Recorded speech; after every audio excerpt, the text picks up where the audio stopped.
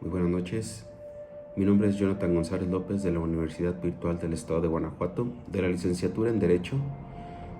El nombre del módulo es Derecho Procesal Civil 2. El nombre de mi docente es el maestro Gerardo Esparza Rubio y estaremos hablando el día de hoy del reto 4. Conoce el trámite de juicios especiales sobre el estado de interdicción e hipotecarios. Como punto número 1 y antes de iniciar el video, hablaremos de los aspectos relevantes comunes en estos juicios. Como número 1 es el objetivo del juicio, declarar la incapacidad de una persona mayor de edad para gobernarse a sí mismo y administrar sus bienes protegiendo su matrimonio. Número 2. Legitimación activa, generalmente familiares consanguíneos, cónyuges, hijos, padres, son quienes presentan la demanda. Número 3, procedimiento. En este número 3 nos habla como número 1 la presentación de la demanda ante el juez familiar. Como número 2 es la realización del peritaje médico, físico y mentales para evaluar la incapacidad. Número 3, audiencia de desahogo de pruebas y evaluación por el juez. Número 4, sentencia que declara la interdicción y nombra un tutor o curador. Y el número 4, medidas de protección. Se designa a un tutor representante o curador, administrador de los bienes para la persona declarada interdicta. Ahora bien, los aspectos más relevantes del juicio especial de declaración del estado de interdicción del estado de Guanajuato y Tamaulipas son: en cuanto al Código de Procedimientos Civiles para el Estado de Guanajuato, la declaración del estado de interdicción nos hablan los artículos 702, 703 y 704.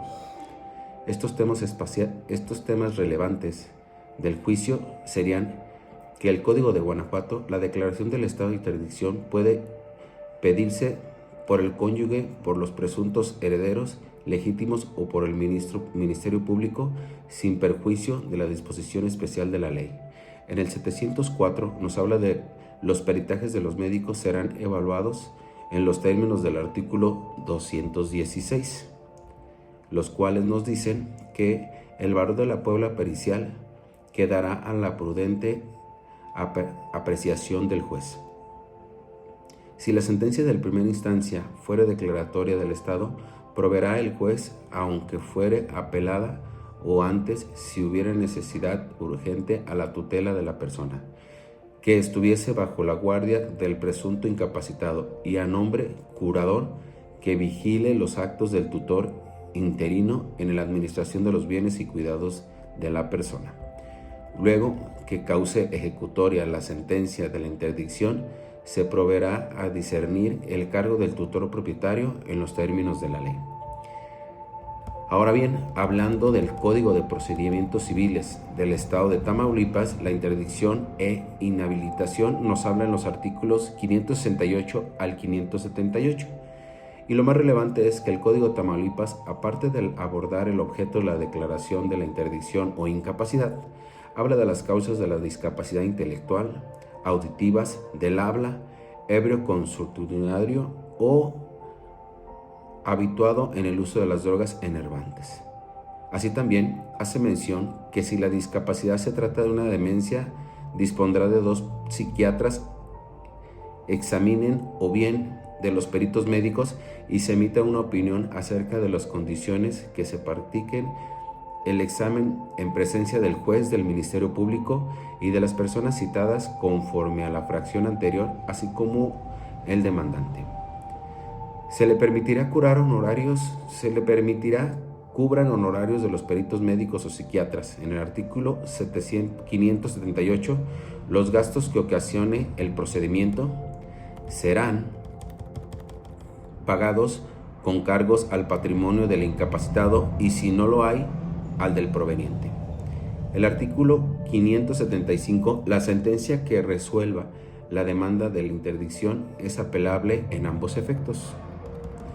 En el artículo 577, el que promueve dolosamente el juicio de interdicción, independientemente de la sanción penal en la que corresponda, responderá civilmente de los daños y perjuicios que cause al supuesto incapaz y se le impondrá además una multa hasta por el importe de 70 veces el valor diario de la unidad de medida y actualización. Ahora bien, el mismo reto nos pedía hablar de otros dos juicios especiales y nos encontramos en el de Tamaulipas, que es el juicio de desahucio. El juicio de desahución. El artículo 543 al 556, el artículo 543, el juicio de desahucio procede cuando se exige la desocupación de una finca o local por falta de pago de 2 o más meses de renta, en el que conducen se aplicarán las reglas del juicio sumario. Pueden promover el desahucio lo que tengan la posesión real de la finca o título del dueño. La demanda del desahucio procederá contra el arrendatario y sus causavientes. Presentada la demanda con el documento a la justificación correspondiente, dictará el auto el juez mandando a requerir al inquilino para que el acto de la diligencia justifique que el recibo correspondiente estar al corriente del pago de la renta y no haciéndolo, se le prevenga de dentro de 20 días si la finca sirve para habitación, dentro de 40 si el giro mercantil o industrial y dentro de 50 si fuera rústica, proceda a desocuparla apercibiendo de lanzamiento a su costa si no la efectúa. Será domicilio legal para hacer de requerimientos y traslados de que habla el artículo anterior la finca o departamento de cuya desocupación se trate. Ahora bien, nos habla de, al ejecutarse el lanzamiento, se retendrán los bienes que se hubiesen embargado conforme a lo dispuesto en el artículo 546, o se realizará el secuestro en su caso. Para el remate de los bienes embargados de conformidad con lo previsto en el capítulo, se estará a lo resuelto en la sentencia que decida sobre el lanzamiento según lo dispuesto en el artículo 550. Si el demandado justificare las excepciones que haya opuesto, el juez, al sentenciar, condenará el acto al pago del daño y perjuicios que a aquel se le hubieren ocasionado, tratándose de cosas muebles que sean material del contrato de alquiler.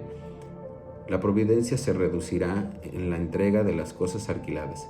Ni el juicio de desahucio ni su resultado perjudican las acciones en las que puedan intentar derivadas del incumplimiento del contrato respectivo, las cuales se decidirán en su caso en el juicio correspondiente. Ahora bien, el segundo caso sería el juicio de reivindicación. En el artículo 621, la acción de reivindicación compete a quienes tienen la propiedad en la cosa, pero no está en posesión de ella. La acción de reivindicación puede ejecutarse como número 1 contra el poseedor originario, número 2 contra el poseedor con el título derivado, número 3 contra el simple detector y número 4 contra el que ya no posee pero se poseyó.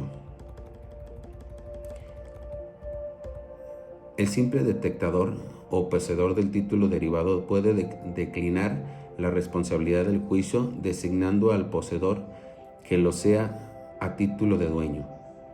Pueden reivindicarse todas las cosas materiales y derechos reales, ya sea que se trate de bienes muebles o inmuebles, excepto las siguientes. Número 1, los bienes que están fuera del comercio.